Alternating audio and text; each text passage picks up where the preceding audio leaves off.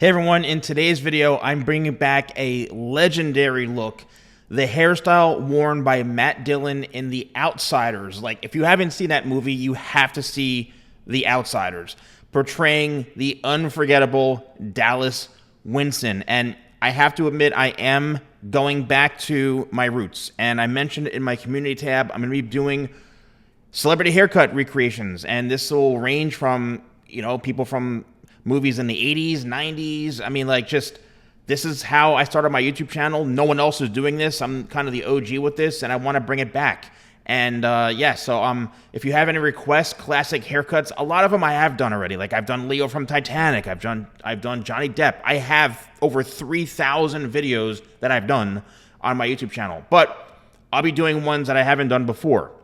So if you've seen The Outsiders, you know that Dallas, or Dally, wasn't really just another greaser. He defined the greaser archetype. He was gritty, raw, unfiltered, a street, tough rebel with a troubled soul, played masterfully by Matt Dillon. And Dally embodied everything we associate with classic 1950s American cool leather jackets, a cigarette nearby, and of course his hair.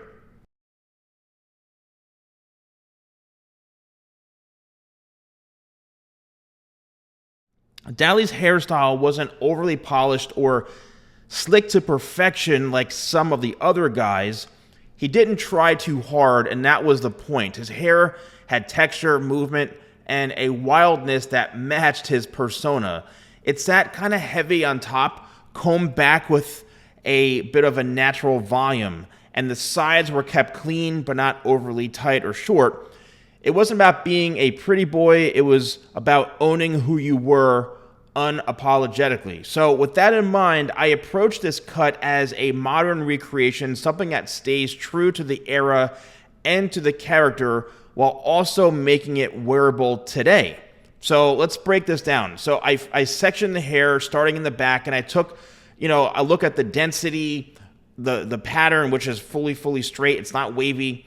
And Dally's hair had natural body. It wasn't really pin straight, not really curly, just enough texture and volume to give it that classic tousled greaser vibe. So as I'm working throughout the back, I'm using just a technique where I'm pulling everything straight out from the head, creating a pretty classic layered shape. Now, as I'm combing this and cutting this, I would say it's equivalent to probably like a number 4 length in feel, maybe no more than an inch in length throughout the sides and the back. I didn't use clippers. That's really important. The look needs to feel soft and broken in. There's no super tight skin fades or drop fades. So using scissors really gave me the control to taper and blend while still keeping the weight and balanced where needed. Around the ears and the neckline, I really just cleaned it up. I didn't go super sharp, more of a natural, rugged type of look. He wasn't walking into a barber shop asking for a fresh skin fade. He probably cut his own hair or let a buddy do it. So I wanted this look, even though it's very technical, I wanted to feel very authentic and natural, kind of like it grew out on its own, very naturally, but still had structure.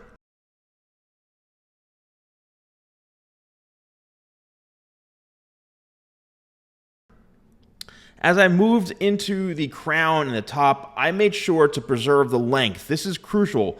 The top length is what gives the style its character.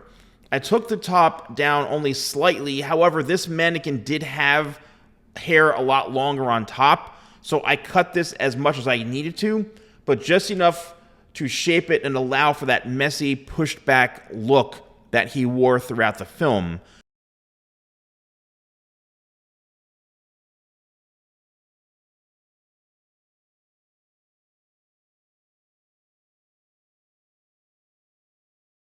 There's a lot of weight at the front, and that's kind of intentional. It gives that dramatic, fall back over the forehead, then styled loosely, almost like a modern day James Dean. You'll notice I mostly used a layering technique here, and that is what allowed me to sculpt the hair in its natural state, accounting for how it will behave when it's styled.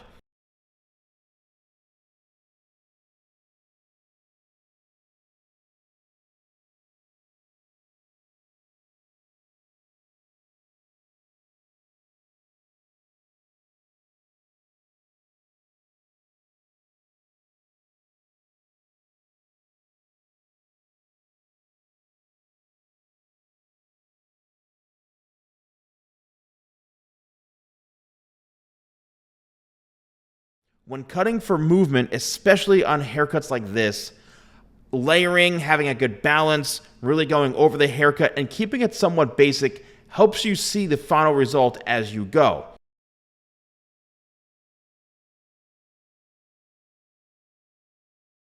Now, as I worked through the top, I didn't really do anything crazy, no point cutting, no, thinning out to break up the shape.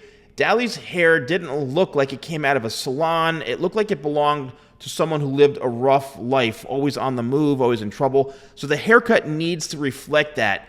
Nothing too precise, nothing too perfect. However, I cut it that way, but that gives you the ability to move it around as needed. So when it came time to style this, I tried to keep it really simple.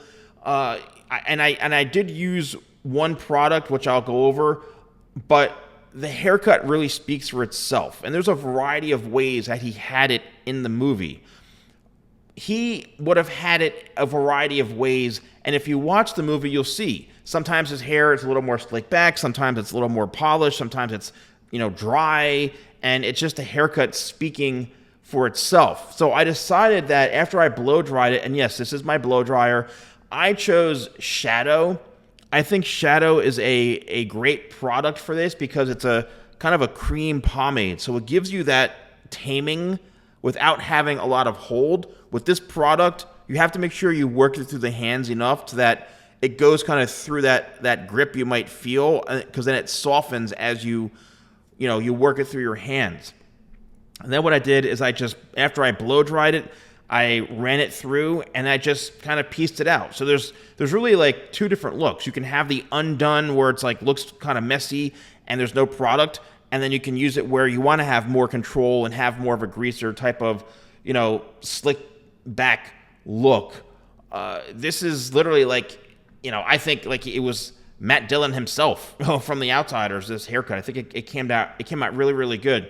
And what I love about these vintage-inspired haircuts is really how timeless they are. We're talking about a movie from 1983, set in the 1960s, yet the haircut still works. That's the power of, strong characters and strong aesthetics. When a look is rooted in attitude and identity, that's what makes it last. Dallas didn't really care about what people thought, wasn't trying to look good, and somehow that made him look even better. And that's what this haircut channels. It's about that confident, don't care energy. That's something I think a lot of people still want to embody today, not just with hair, but with style in general. So you're used to being polished and filtered and curated. Dally was the opposite. And that's his nickname in the movie, Dally. And there's something powerful about tapping into that raw, rebellious spirit, even just through a haircut. So if you're thinking about getting this haircut on your own, what you need to do is, once again, keep some length on top. If it's too long, you have to cut it. Just don't cut it too short, but you want enough hair that it falls back naturally, and it can enhance your natural wave and your natural texture. Don't go too short on the sides. Use scissors only. Don't use a clipper. If you want, maybe, okay, fine. Use a number 4 guard if you have to, but like no skin fades. Style it messy. Use your hands. I would think, again, my Shadow product works great for something like this. And wear it with confidence. This is not a look for someone trying to follow trends. It's for someone who wants to set their own trends. So thanks for watching this breakdown and tribute to one of my favorite hairstyles and movies. And if you're into these retro cuts, these vintage movies, let me know in the comments below. Again, I'm going to be doing a lot more of these celebrity haircut recreations. Let me know who you want to see next. If you enjoyed this, if you're happy I'm going back to my old school roots, I'd love to know. So thank you all so much for watching, and I'll see you soon.